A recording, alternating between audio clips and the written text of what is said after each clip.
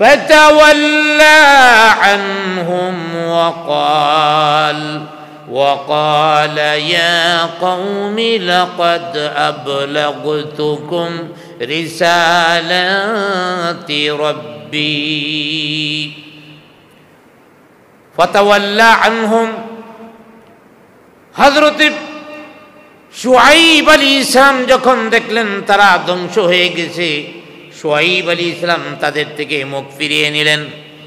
তখন জাতির লোকদেরকে লক্ষ্য করে শুআয়ব আলাইহিস সালাম বললেন, প্রশ্ন হতে পারে হযরত শুআয়ব আলাইহিস সালামের জাতির লোকেরা সব মরে গেছে, ধ্বংস হয়ে গেছে। শুআয়ব আলাইহিস সালাম কার সাথে কথা বলেন? এখানে এর আগেও বহু আলোচনা গেছে, মৃত মানুষের সাথেও কথা বলা যায়।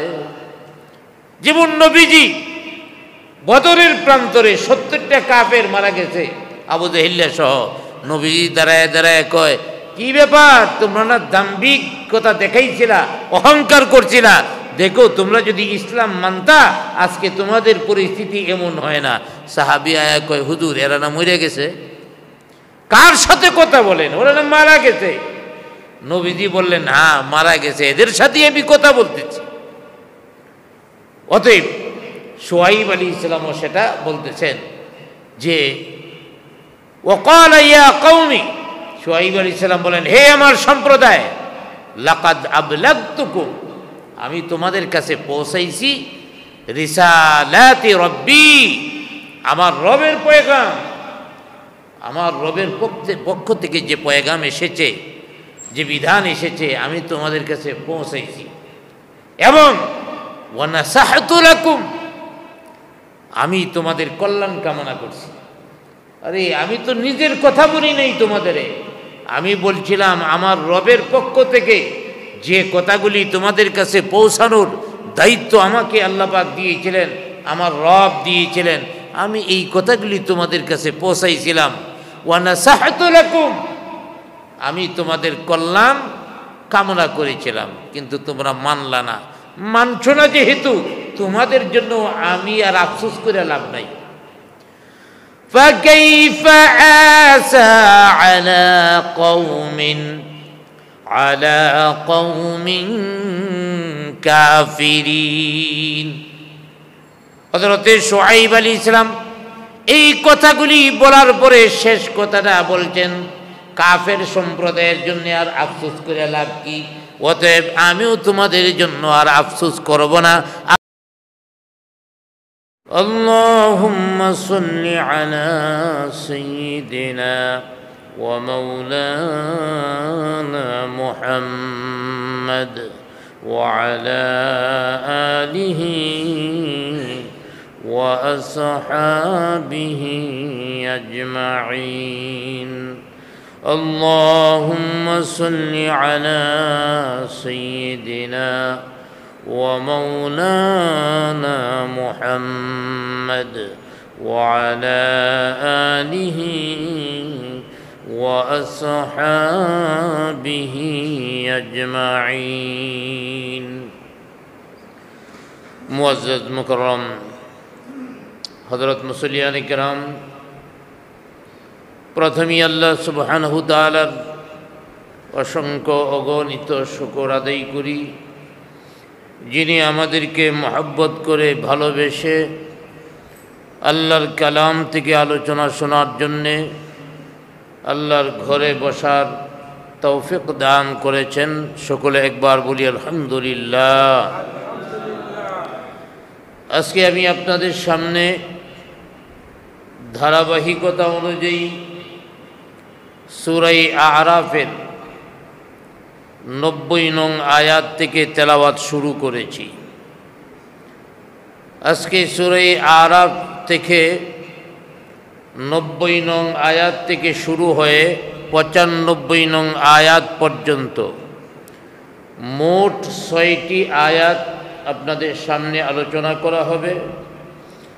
আমরা আমলের নিয়তে আলোচনা করার এবং আলোচনা শোনার তৌফিক দান করুক, সকলে বলি আমিন। বিগত আয়াতগুলির মধ্যে হযরতে শুআয়ব আলাইহিস সালামের আলোচনা চলতেছিল। আজকের আয়াত শুআয়ব আলাইহিস সালামের আলোচনা দিয়েই শুরু হয়েছে। হযরতে শুআয়ব আলাইহিস সালাম তার সম্প্রদায়ের লোকদেরকে বিভিন্নভাবে দাওয়াত দিলেন, কিন্তু কাফের বেঈমানেরা কোনোভাবেই তার কথা মানল না। বরং কাফের বেঈমানদের লিডার যারা, জাতির লোকদেরকে নেতৃস্থানীয় লোকেরা বলতে আরম্ভ করলো, সাবধান, তোমরা শুআয়ব নবীর অনুসরণ করিও না। তারা যে কথাগুলি বলছিল আল্লাহ পাক বলেন, وقال الملأ الذين كفروا من قومه لئن اتبعتم شعيبا। নেতৃস্থানীয় লোকেরা বলতে শুরু করলো, হে জাতির লোকেরা, তোমরা শুআয়ব নবীর কথা মাইনো না, তার কথা তোমরা শ্রবণ করিও না। শুআয়ব আলাইহিস সালামের কথা যদি তোমরা শ্রবণ করো তাহলে তোমাদের কি হবে? ইন্নাকুম ইদাল্লা খাসিরুন, তাহলে তোমরা ক্ষতিগ্রস্ত হবে। অর্থাৎ জাতির লোকদেরকে তারা ভীতি প্রদর্শন করলো। এই ভীতি প্রদর্শনটা হলো দুই ধরনের। একটা হলো, তোমরা যদি শুআয়ব আলাইহিস সালামের ধর্ম গ্রহণ করো তাহলে তোমরা আর্থিকভাবে, ধর্মীয়ভাবে ক্ষতিগ্রস্ত হবে। আরেকটা কথা হতে পারে, তোমরা যদি শুআয়ব আলাইহিস সালামের কথা মানো, আমরা তোমাদের দেশ থেকে বাইর করে দেব, তাইলে তোমরা ক্ষতিগ্রস্ত হবে। দুইটা বিষয়ই এখানে হতে পারে। তাহলে তারা ক্ষতিগ্রস্ত হওয়ার ভয় দেখালো। তোমরা যদি শুআয়ব নবীর কথা মানো তোমরা ক্ষতিগ্রস্ত হবে। এই ক্ষতিগ্রস্ত হওয়ার ভয় এখনো দেখানো হয়। এই ক্ষতিগ্রস্ত হওয়ার ভয়ে শুআয়ব আলাইহিস সালামের সময়ের কাফের লিডাররা কি কি ভয় দেখাইছিল? এক নম্বর ভয় দেখাইছিল, তোমরা যদি শুআয়ব নবীর কথা মানো, এক নম্বর তোমরা ওজনে কম দিতে পারবা না। ওজনে কম দিয়া মানুষদের যে ঠগাও, এই ঠগানোটা আর পারবা না। তাহলে কেমন ক্ষতিগ্রস্ত চিন্তা করেন। তোমরা মানুষদের ওজনে কম দিয়ে ঠগাও, এই ঠগাইতে আর পারবা না। তাইলে এখানে অর্থনৈতিকভাবে তোমরা ক্ষতিগ্রস্ত হইতেছ। দ্বিতীয় নাম্বার, শুআয়ব আলাইহিস সালামের কথা যদি মানো, এখন যে তোমরা চুরিদারি করো, এই চুরিদারি আর করতে পারবা না। শুআয়ব আলাইহিস সালামের ধর্ম মানলে সেই ধর্মে চুরি করা হারাম, চুরি করা যাবে না।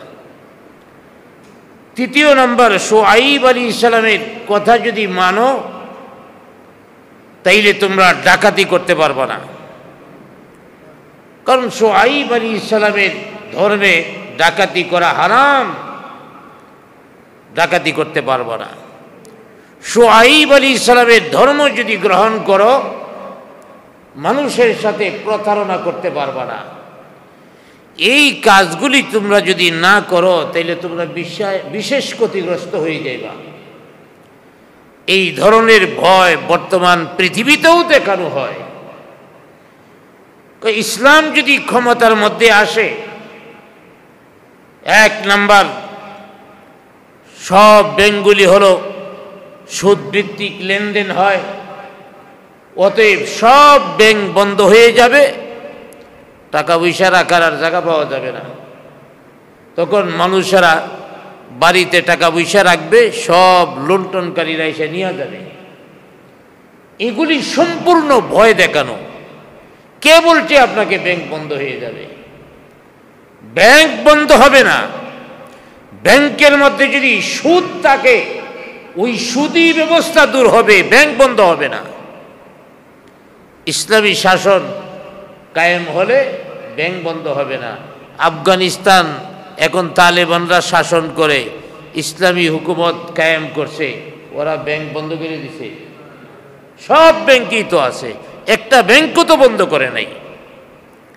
তাইলে বোঝা গেল এগুলি ভয় দেখানো হয়। ইসলাম যদি ক্ষমতায় যায়, কোরআনই শাসন যদি প্রতিষ্ঠিত হয়, আরেকটা ভয় দেখানো হয়, নারীদের অধিকার থাকবে না, নারীদের অধিকার ইসলাম দিবে না। এটা সম্পূর্ণ বোয়া কথা। এগুলি হলো ওই শুআইব আলাইহিস সালামের সময়ের কাফেররা জাতির লোকদেরকে ভয় দেখানোর জন্য যে কথাগুলি বলতো, হুবহু তারা এই কথাগুলি বলতেছে। ইসলাম মহিলাদের অধিকার সমান কেন? বেশি দিছে। মহিলাদের অধিকার বেশি, বরং দায়িত্ব দিছে কম। আর পক্ষান্তরে আমরা যদি চিন্তা করি, মহিলাদের অধিকার বর্তমান যারা প্রগতিশীল নারীবাদী দাবি করে নিজেদের, ওরাই তো মহিলাদের বেইজ্জতি করছে। কেমনে বেইজ্জতি করছে? ওদের মুখের কথাই হলো নারীদের সমান অধিকার। আচ্ছা, আপনারাই বলেন, নারীদের যদি ওদের কথা অনুযায়ী সমান অধিকার হয়, তাইলে আমাদের দেশের মধ্যে নারীদের জন্য সংরক্ষিত আসন আছে না নাই? সংরক্ষিত আসন কে লেগে? সংরক্ষিত আসন রাখলো মানে এদের দুর্বল মনে হয়। এরা দুর্বল না হয় সংরক্ষিত আসন রাখবেন কেন? কই পুরুষের জন্য তো সংরক্ষিত আসন নাই। তো পুরুষ যেমন প্রতিযোগিতার মাধ্যমে সে নমিনেশন পায়, একজন নারীও সেভাবে পাবে, তার যোগ্যতা থাকলে আসবে। তাইলে আলাদা নারী কোঠা কেন করা হয়? তো তোমরাই তো দেখাই দিছ, নারীদের দেয়া পুরুষের সমান সমান কাজ নেওয়া সম্ভব না। তারপরে আসেন স্থানীয় নির্বাচন, ওখানে মহিলাদের জন্য সংরক্ষিত আসন আছে না নাই? কেন আসন রাখলেন? পুরুষ মহিলা যদি সমান হয়, সবাই দাঁড়াবে, প্রতিযোগিতা করবে, যাকে ভোট দেয়। বর্তমানে তো বাংলাদেশে পুরুষের চেয়ে মহিলার সংখ্যা বেশি, মহিলা ভোটার বেশি, ওরা তো পাশ করার কথা। তাইলে সংরক্ষিত আসন রেখে ওরাই তো প্রমাণিত করেছে আল্লাহ পাক পুরুষ আর মহিলাদের এক ধরনের কাজের জন্য তৈরি করেননি, তাদের কাজ ভিন্ন। ওদের ইসলাম মহিলাদের অধিকার বেশি দিচ্ছে, আর ওরা সংরক্ষিত আসন করিয়া মহিলাদের দুর্বল এটা প্রমাণিত করছে। তারপরেও তারা নিজেদেরকে নারীবাদী মনে করে, ভয় দেখায় ইসলাম ক্ষমতায় আসলে নারীদের ফ্রিজের মধ্যে ঢুকায় রাখা হবে। কে বলছে আপনাকে? নারীদেরকে ফ্রিজে ঢুকিয়ে রাখা হবে কেন? নারীরা চলবে, বাহিরে বের হবে, তবে পর্দা সহকারে। পর্দাটা কেন? নারীদের সম্মানের জন্যে, ইজ্জতের জন্যে। এটা নারীদের দুর্বলতা নয়। যত ভালো জিনিস হয় সব জিনিসের কিন্তু প্যাকেট আছে। ভালো যত জিনিস আছে প্যাকেট আছে, সব জিনিস প্যাকেট করা হয়। জিনিসটা যত উন্নত হয় প্যাকেট তত উন্নত হয়। আর যেগুলি স্বাভাবিক জিনিস এগুলি কোনো প্যাকেট লাগে না। আলুর জন্য প্যাকেট লাগে না, পেঁয়াজের জন্য প্যাকেট লাগে না, রসুনের জন্য প্যাকেট লাগে না। বাকি দামি জিনিস যেগুলি, মূল্যবান জিনিস, এগুলির জন্য প্যাকেট লাগে। আল্লাহ পাক মহিলাদের তো মর্যাদার বিষয় করে তৈরি করেছেন, কারণ আল্লাহ পাক পুরুষের জন্যে তার মার পায়ের নিচে জান্নাত রেখেছেন। তাইলে মহিলাদের মর্যাদা তো ইসলাম বাড়াইছে, মহিলার পায়ের নিচে জান্নাত। এখন ওরা উল্টা ভয় দেখায়, ইসলাম যদি প্রতিষ্ঠিত হয়, কোরআন যদি প্রতিষ্ঠিত হয়, মহিলাদের ফ্রিজের মধ্যে ঢুকায় রাখবে, তারা আর রাস্তাঘাটে চলতে পারবে না। এটা সম্পূর্ণ বোয়া। এবং শুআইব আলাইহিস সালামের যুগের কাফেররা যে কথাগুলি বলতো, এই কথাগুলি বলে। তারপরে ভয় দেখায় ইসলাম যদি ক্ষমতায় আসে, কোরআনী শাসন ব্যবস্থা কায়েম হয়, চোরদের ধরে হাত কেটে দেওয়া হবে। এটা মানবতা বিরোধী কাজ। কেমনে মানবতা বিরোধী? একটা চোরের ধরলাম, ধরে হাত কেটে দিলাম, এই লোকটা তো অসল হয়ে গেল, তাইলে তার পরিবারকে আর সে রোজগার করে খাওয়াতে পারবে না। এই দৃষ্টিকোণ থেকে এই পরিবারটাই অসল হয়ে গেল, বিপদের মধ্যে পড়ে গেল। ওদের যুক্তিগুলি কত সুন্দর দেখেন। অতএব চুরি করলে হাত কেটে পালাবে এমন শাসন ব্যবস্থা যদি কায়েম হয়, তাইলে দেশ চলবে না। এগুলি বলে কারা? ওই যারা চুরি করে, চোরগুলি বলে। কারণ জানে আমাদের দেশের মধ্যে হাত কাটা যদি শুরু হয় চুরির লেগিয়া, কত মানুষের যে হাত কাটা থাকবো আল্লাহই জানে। এখন বলতে পারেন যে একটা পরিবার ধ্বংস হয়ে যাবে তার হাতটা কাটার কারণে, তো এটা না করলেই তো ভালো ছিল। হ্যাঁ, একদিক থেকে একটা হাত কাটলে একটা পরিবার অচল হয়ে যাবে। আর যদি হাত না কাটা হয়, অর্থাৎ আজকে হাত না কাটার কারণে এই চুরটা আরো শত শত ফ্যামিলিকে ধ্বংস করে দিবে। তার দেখা দেখি আরো হাজার হাজার চোর তৈরি হবে।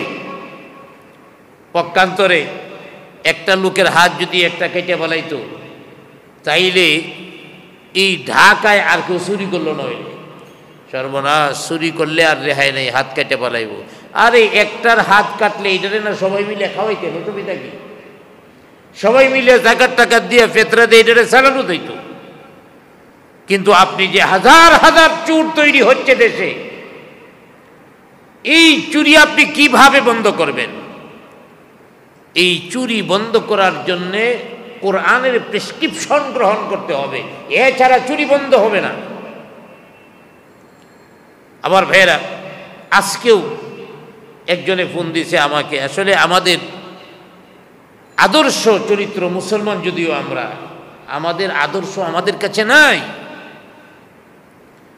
আমাদের ঈমান আছে কিন্তু আদর্শ নাই। কেন? ওই যে ইসলাম মানি না, কোরআনকে মানি না।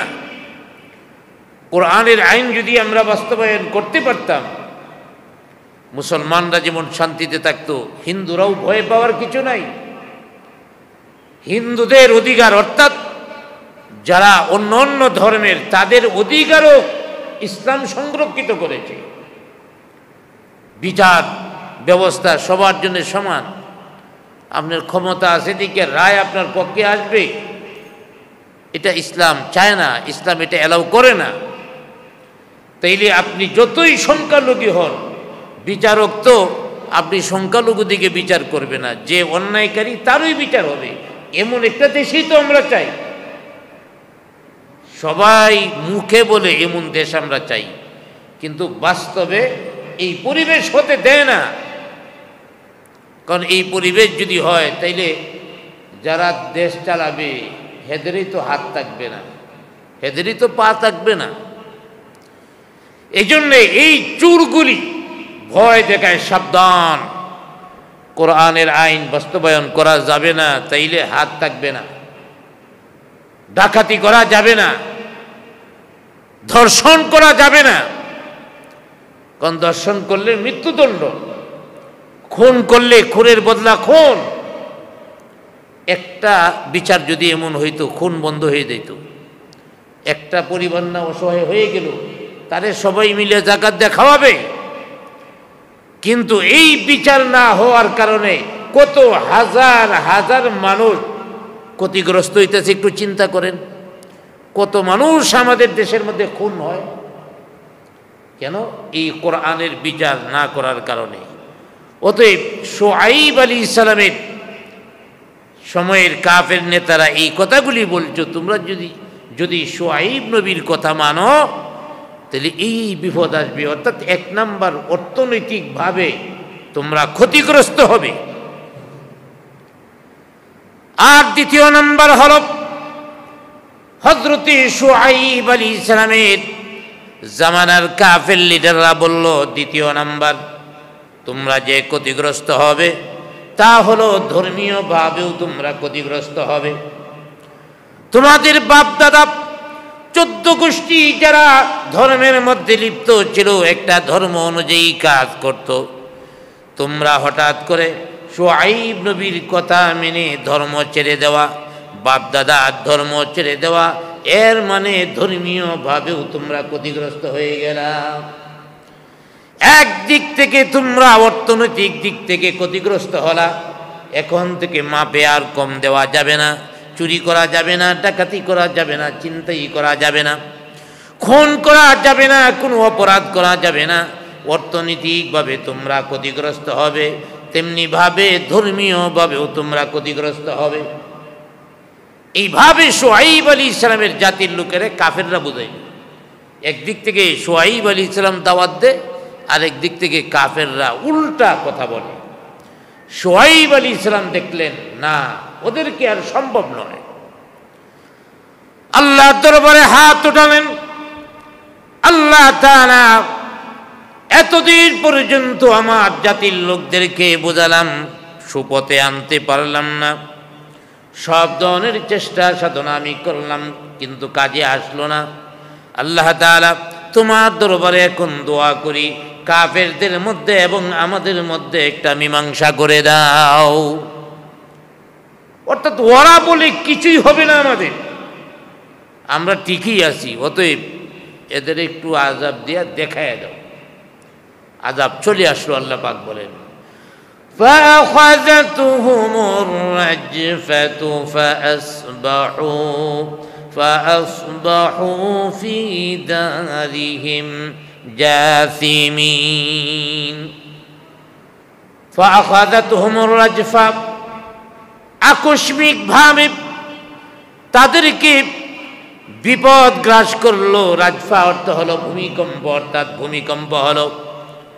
ফাসবাহু ফি দারিহিম জাসিমিন, তাদের অবস্থা হলো এমন, সকাল বেলায় তারা মরে ঘরের দরওয়াজার মধ্যে উল্টা বায়ে পড়ে রইছে, উপর হয়ে মরে পড়ে আছে তারা।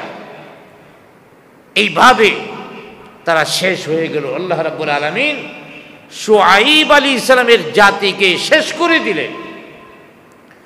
হযরতে আব্দুল্লাহ ইবনে আব্বাস রাদিয়াল্লাহু তাআলা আনহু থেকে একটা হাদিস রয়েছে, তিনি বলেন যে এই শুআইব আলাইহিস সালামের অবাধ্য জাতির জন্য আল্লাহ পাক জাহান্নামের ডাকনাটা খুলে দিয়েছিলেন। জাহান্নামের ডাকনা খুলে দেওয়ার কারণে তাদের গোটা এলাকা উত্তপ্ত হয়ে গেল। হযরতে আব্দুল্লাহ ইবনে আব্বাস রাদিয়াল্লাহু তাআলা আনহু বলেন, জাহান্নামের ডাকনা খুলে দেওয়ার কারণে তাদেরকে গরম গ্রাস করল, দম বন্ধ হয়ে যাওয়ার উপক্রম হয়ে গেল। তারা চিন্তা করল, বাড়ি ঘরে এত গরম, বাড়ি ঘরে থাকা যাবে না। তারা আবার মাটির নিচে ভূগর্ভে তারা রুম বানাইছিল। ওই মাটির ভূগর্ভে তারা একেবারে নিচের রুমের মধ্যে চলে গেল, যে সেখানে গরম যাবে না, কিন্তু ওখানে যায়া দেখে গরম আরো বেশি। ওরা দৌড়ায় বের হয়ে গেল, ঘর থেকে বের হইয়া মাটির দিকে চলে গেল। খোলা ময়দান, ওখানে বাতাস লাগবে, গরমটা কম লাগবে। ওই মাঠের মধ্যে যাওয়ার পরে দেখে মাঠের মধ্যে গরম আরো বেশি। তারপর দেখবে হঠাৎ করে আকাশটা কালো হয়ে গেল, মেঘাচ্ছন্ন হয়ে গেল। সবাই মনে করলো আর ভয় নাই, এখন বৃষ্টি হবে। আর বৃষ্টি হলে যত গরমই হোক সব গরম কমে যায়। ওরা ছায়ার দিকে দৌড়ায় গেল। সব লোকেরা দৌড়াদৌড়ি করে ছায়ার কাছে চলে গেল। আর এই ছায়া থেকে বৃষ্টি বর্ষণ হলো, আর সেই বৃষ্টি হলো আগুনের স্ফুলিঙ্গ। জুড়ে বলি সুবহানাল্লাহ। আগুনের স্ফুলিঙ্গ তাদের উপরে নাজিল হয়েছে। হযরতে ইয়াজিদ জারিরি রাহমাতুল্লাহি আলাইহি আরেকটা riwayat উল্লেখ করেছেন, ওরা যখন সব জায়গার মধ্যে গরম থেকে বাঁচার জন্য একজন লোক দেখলেন সামনে পাহাড় দেখা যায়, পাহাড়ের সাথেই রয়েছে ঝর্ণা। পাহাড়ের মধ্য থেকে ঝর্ণা প্রবাহিত রয়েছে, পাশেই পানির বিশাল পানি রয়েছে। ওরা চিন্তা করলো আমরা যদি ওখানে যাই, ঝর্ণা যেখানে সেখানে ঠান্ডা থাকে, যেখানে পানির ঝর্ণা প্রবাহিত হয় ঠান্ডা থাকে, পাশে বিশাল পানি। ওরা দৌড়ে ওখানে গেল। মুফাসসিরগণ বলেছেন এই পাহাড়ের পদদেশে যায় সব হাজির হইছে, আর আল্লাহর হুকুমে পাহাড় ভাঙ্গিয়া এদের উপরে বসছে। এইভাবে আল্লাহ রাব্বুল আলামিন তাদেরকে শাস্তি দিয়েছেন। কেন শাস্তি দিয়েছেন? তাদের অপরাধের কারণে। তাদের শাস্তিটা আল্লাহ পাক কিভাবে দিয়েছেন এর পরের আয়াতের মধ্যে আল্লাহ পাক বলেন, আল্লাযীনা কাযযাবু শুআইবা কাআল লাম ইয়াগনাউ ফীহা। আল্লাযীনা কাযযাবু শুআইবা, তারা হযরতে শুআইব আলাইহিস সালামকে মিথ্যারোপ করল। শুআইব আলাইহিস সালাম যে আল্লাহর পক্ষ থেকে ওহী নিয়ে আসা দাওয়াত দিয়েছেন, সেই দাওয়াতকে তারা মিথ্যা বলল। আর সেই মিথ্যা বলার কারণে তাদের শাস্তিটা এমন হয়েছে, কাআল্লাম ইয়াগনাউ ফীহা, তারা এমন ভাবে নিশ্চিহ্ন হয়ে গেল, এলাকায় যায় মনে হইতেছে এলাকায় কোনো লোকই বসবাস করে নাই। এরপরে অংশের মধ্যে আল্লাহ পাক বলেন, আল্লাযীনা কাযযাবু শুআইবা কানু হুমুল খাসিরিন। তারা শুআইব আলাইহিস সালামকে মিথ্যারোপ করেছিল। এর বিনিময়ে কি হয়েছে? কানু হুমুল খাসিরিন, তারা ক্ষতিগ্রস্ত হয়েছে। শুআইব আলাইহিস সালামের সম্প্রদায়ের কাফির লিডাররা বলেছিল, হে জাতির লোকেরা, তোমরা শুআইব নবীর কথা মাইনো না, কারণ শুআইব নবীর কথা যদি মানো তোমরা ক্ষতিগ্রস্ত হবে। আবার ভাইয়েরা, ওরা বলছিল শুআইব নবীর কথা মানলে ক্ষতিগ্রস্ত হবে, আর পক্ষান্তরে ওরা শুআইব নবীকে মিথ্যাবাদী বলার কারণে কানু হুমুল খাসিরিন, তারা নিজেরাই ক্ষতিগ্রস্ত হয়ে গেছে। ওরা বলছিল শুআইব আলাইহিস সালামের অনুসারী হলে ক্ষতিগ্রস্ত হবে, কিন্তু উল্টা ওরা নিজেরাই ক্ষতিগ্রস্ত হয়েছে। পৃথিবীর যুগে যুগে যারা হকপন্থীদের বিরুদ্ধে বাতিলপন্থীরা অপপ্রচার চালিয়েছে আর বলেছে ওদের সাথী হলে তোমরা ক্ষতিগ্রস্ত হবা। ইসলাম মানলে, কোরআনী শাসন যদি মানা যায়, তাহলে বিজ্ঞান, প্রগতি, উন্নতি এগুলি থাকবে না। কেডা কইছে? আরে পৃথিবীর যত বড় বড় বৈজ্ঞানিক থিওরি সব তো মুসলমানদের থেকে চুরি করে কাফেররা নিছে, নিয়ে এখন ওরা বড় বৈজ্ঞানিক হয়ে গেছে। চিকিৎসা বিজ্ঞান তালাশ করেন, দেখবেন যে মুসলিমরাই ছিল এগিয়ে। পরবর্তী সময়ে এগুলি চিন্তাই হয়েছে। অতএব ওরা বলছিল ক্ষতিগ্রস্ত হবে মুসলমানেরা ঈমান আনলে, কিন্তু ওরা নিজেরাই ক্ষতিগ্রস্ত হয়েছে। আমাদের দেশের মধ্যে যেমন একবার হুমকি ধমকি চলতো, যে বিশেষ করে যারা ইসলাম চায়, যারা ইসলামপন্থী, ইসলামকে ভালোবাসে, ওরা কথায় কথায় বলতো, যারা ইসলামপন্থী অর্থাৎ দাড়ি রাখে, টুপি পরে, পাঞ্জাবি পরে, ওদের নাম দিত রাজাকার, জঙ্গিবাদ, এই সেই, তোমাদেরকে পাকিস্তানে পাঠিয়ে দেওয়া হবে। ওই শুআইব আলাইহিস সালামের কওমের মতো ভয় দেখাইতো, তোমাদের পাকিস্তানে পাঠিয়ে দেওয়া হবে। আল্লাহ রাব্বুল আলামিন হকপন্থীদেরকে পাকিস্তানে পাঠায়নি, বরং যারা বাতিলপন্থী তাদের দেশে থাকার সুযোগ দেওয়া হয়নি, বের করে দিয়েছেন। এটি হলো বাস্তবতা। গোটা পৃথিবীর মধ্যে অসংখ্য ঘটনা এমন ঘটেছে, এর না বিভিন্ন ঘটনা থেকে শিক্ষা নেওয়া, আলোচনা থেকে শিক্ষা নেওয়া। শুআইব আলাইহিস সালামের ঘটনা আল্লাহ পাক আলোচনা করেছেন কেন? বান্দারা যেন শিক্ষা নিতে পারে। কাফেররা তোমাদের বলবে, বাতিলপন্থীরা বলবে ইসলামের কাছে যাইও না, কোরআনী আইন এটা চাইও না, কারণ কোরআনের আইন যদি চালু হয়ে যায় তাহলে তোমরা আর্থিকভাবে ক্ষতিগ্রস্ত হবে এবং ধর্মীয়ভাবেও তোমরা ক্ষতিগ্রস্ত হবে, এই ভয় দেখাবে। অতএব আমি বলতেছিলাম আল্লাহ পাক এই আয়াতগুলির মধ্যে আলোচনা করতেছেন যে ওরা ধ্বংস হয়ে গেল। তখন শুআইব আলাইহিস সালাম তাদেরকে দেখে যে কথাগুলি বলছিলেন, ফাতাওয়াল্লা আনহুম وقال يا قوم لقد أبلغتكم رسالات ربي فتولى عنهم। হযরত শুআইব আলাইহিস সালাম যখন দেখলেন তারা ধ্বংস হয়ে গেছে, শুআইব আলাইহিস সালাম তাদের থেকে মুখ ফিরিয়ে নিলেন।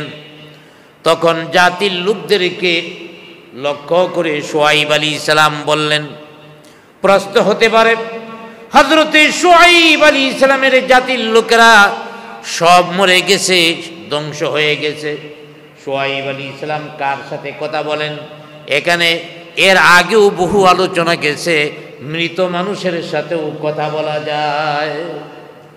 যেমন নবীজি বদরের প্রান্তরে 70টা কাফের মারা গেছে আবু জাহিল্লা সহ, নবীজি দাঁড়ায় দাঁড়ায় কয়, কি ব্যাপার, তোমরা না দাম্ভিকতা দেখাইছিলা, অহংকার করছিলা, দেখো তোমরা যদি ইসলাম মানতা আজকে তোমাদের পরিস্থিতি এমন হয় না।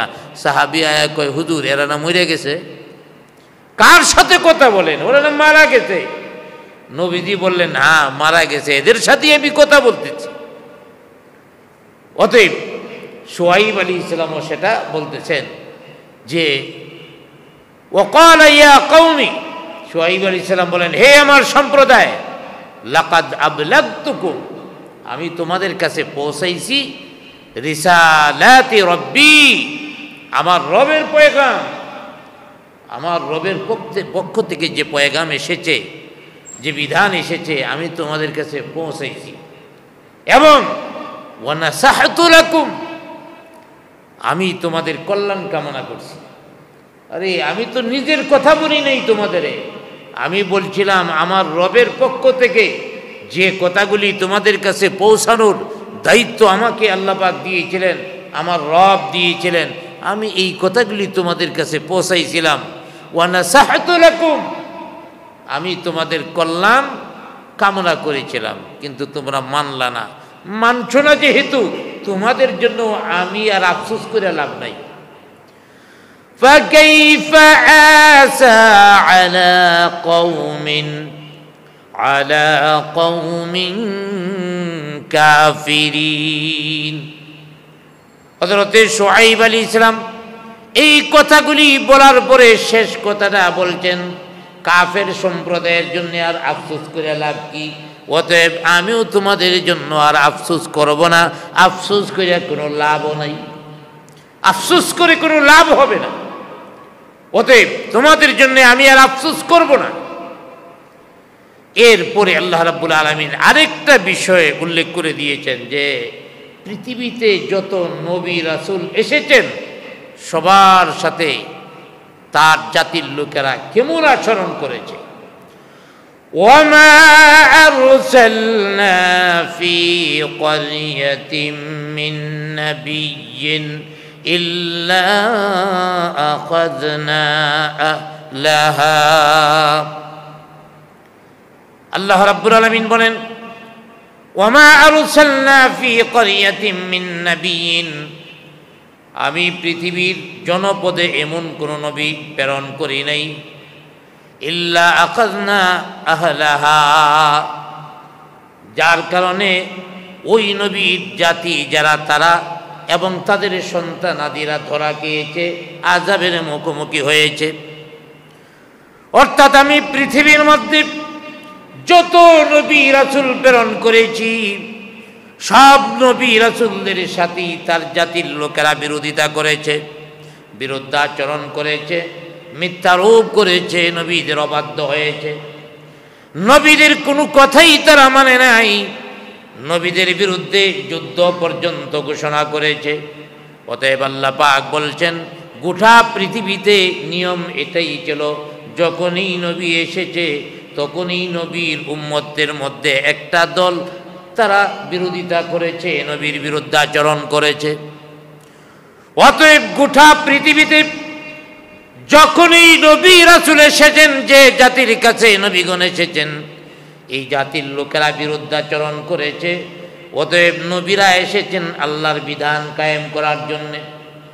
এখন নবীগণ নাই, আল্লাহর বিধান কায়েম করার জন্যে একদল লোক লেগে থাকবে, চেষ্টা করবে। ওই লোকেরা যদি কোরআনের আইন বাস্তবায়ন করার জন্য চেষ্টা করে, তাদেরকে মনে হয় জাতির লোকেরা বিরোধিতা করবে না। যদি বলেন বিরোধিতা করবে না, এখনো করবে, করতেছে।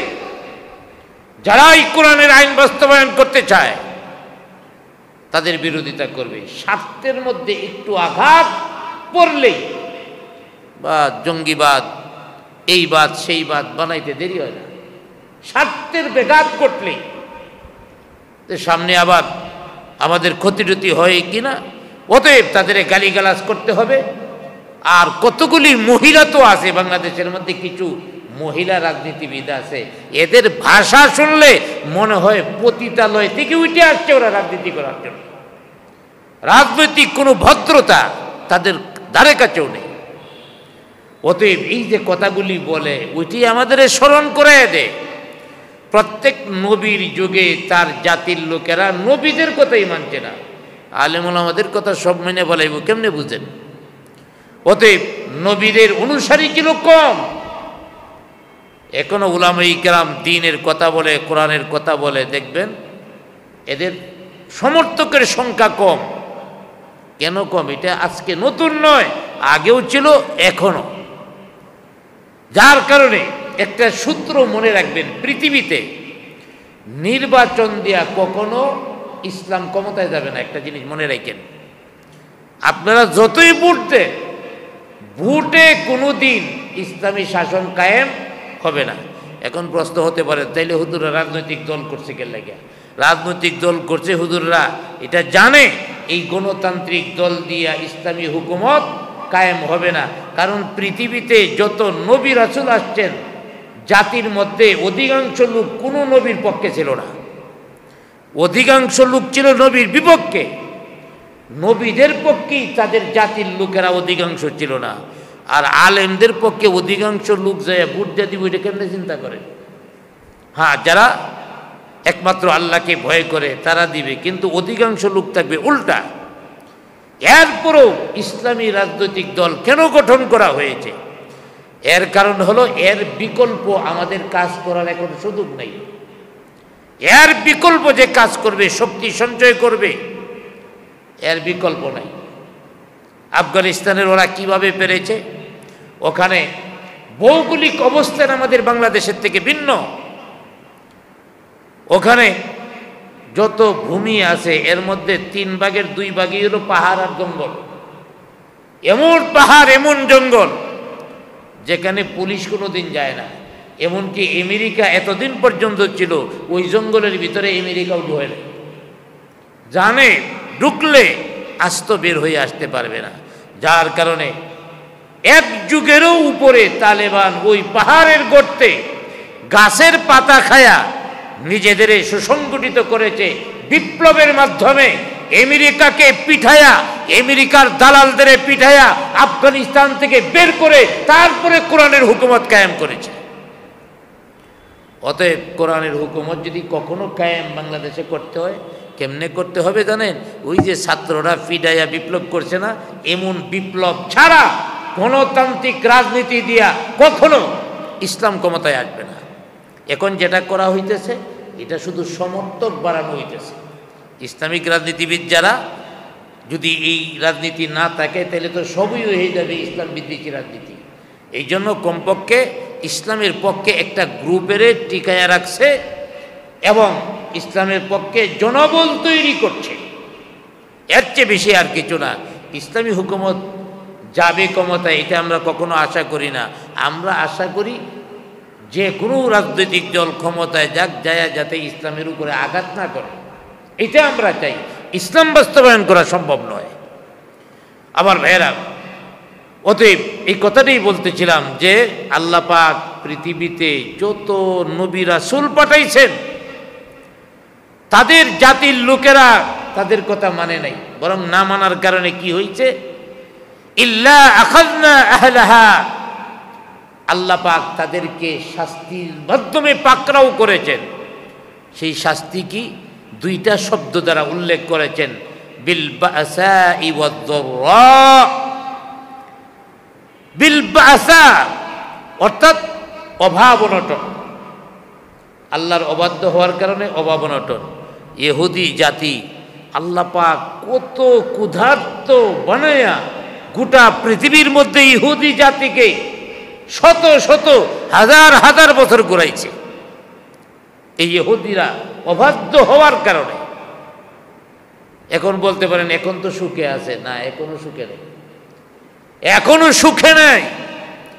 কারণ যদিও হামাসের মুসলমানদের মারতেছে, ফিলিস্তিনি মুসলমানদের যদিও মারতেছে, কিন্তু ওরাও মরতেছে।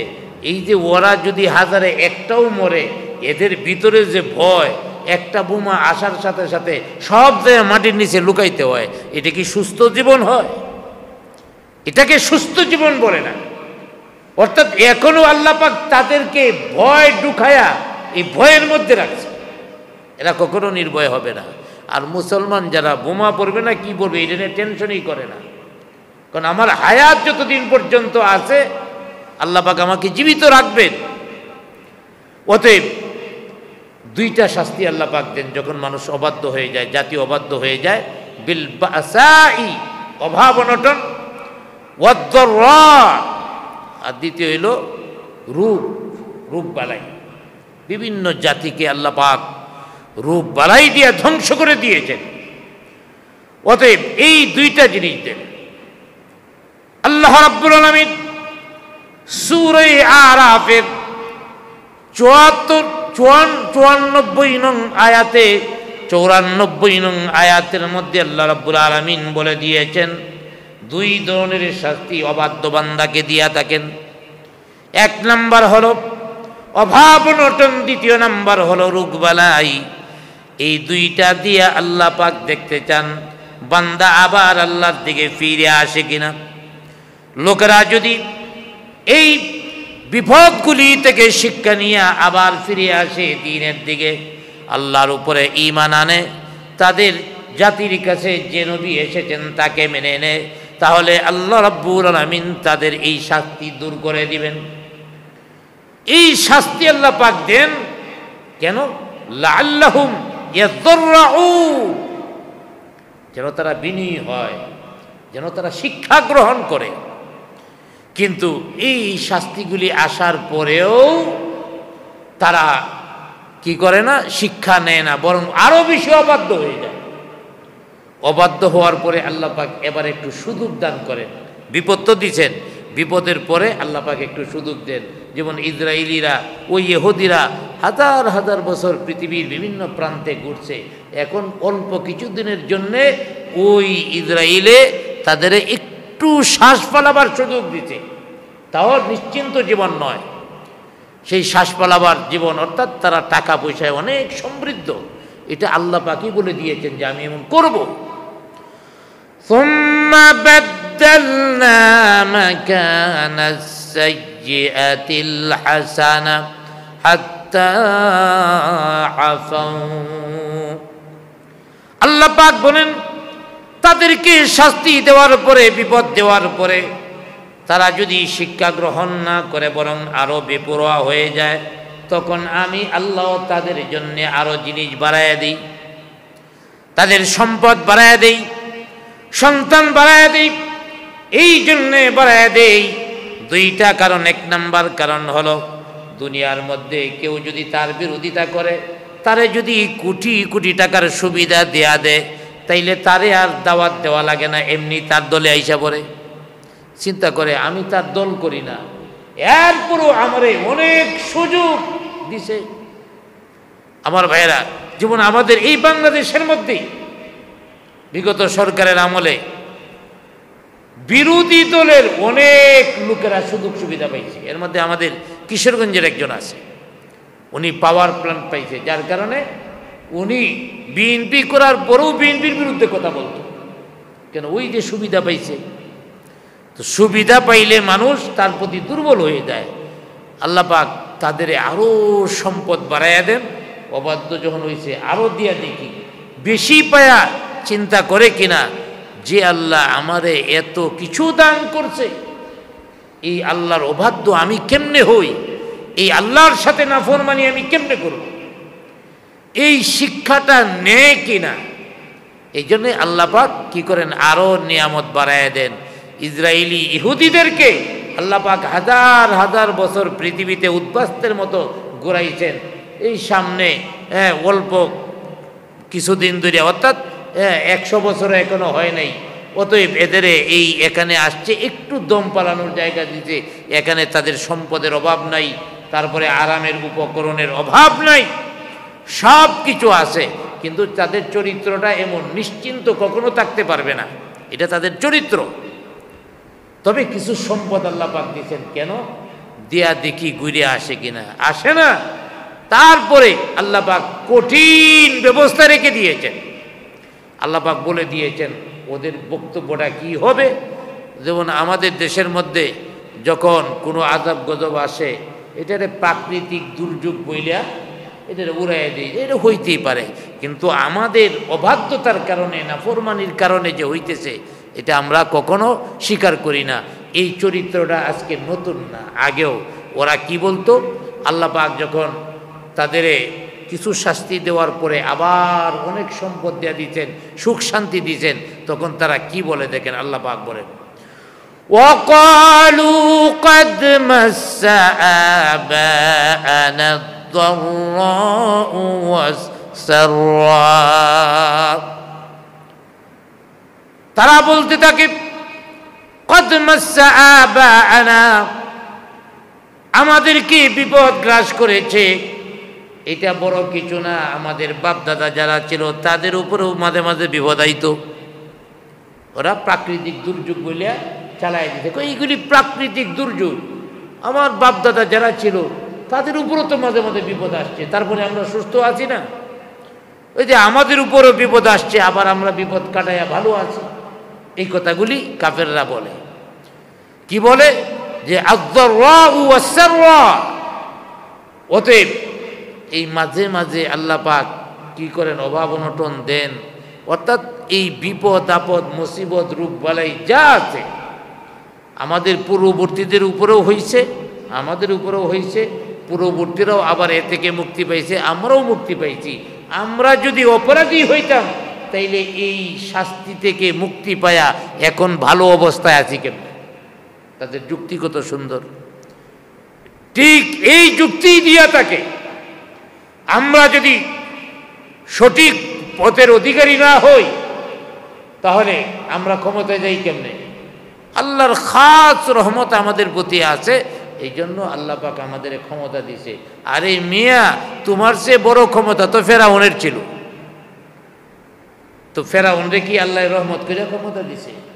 বরং আল্লাহ পাক ফেরাউনকে দেখতে চেয়েছেন অবাধ্য কতটুকু হতে পারে। অবাধ্য হইছ, শাস্তি দিয়ে আবার আল্লাহ পাক নিয়ামত বাড়াইয়া দিছে, দেখি এরে পাওয়ার দিয়া কতটুকু পর্যন্ত হয়ে যাইতে পারে। শেষ পর্যন্ত এমন ধরা ধরবেন যা দুনিয়াতেও কঠিন ধরা ধরবেন। আর আখেরাতেরটা তো বাকি আছি, দুনিয়ারটা না ধরলেও বলার কিছু নাই। কারণ দুনিয়া এটার কতটুকু শাস্তি দুনিয়াতে পাবে, আখেরাত তো অনন্তকাল, এর কোনো সীমা নাই। অতএব অনন্তকালের জন্যে আল্লাহ পাক কাফের বিমানদের জন্য আযাব রেখে দিয়েছেন। অতএব ক্ষমতা পাইয়া এটা বলার সুযোগ নাই আমরা ভালো দিকে আল্লাহ পাক আমাদের ক্ষমতা আনছেন, দেশের মানুষ আমাদের সাপোর্ট দিছে। আরে ফেরাউনরেও দেশের মানুষ সাপোর্ট দিছিল, এর ক্ষমতা আরো বড় ছিল। নমরুদরেও সাপোর্ট দিছিল, ক্ষমতা বেশি ছিল। আমি তো প্রথমেই বলেছি, নবীদের প্রতি জাতির অধিকাংশ লোক সাপোর্ট দেয় না।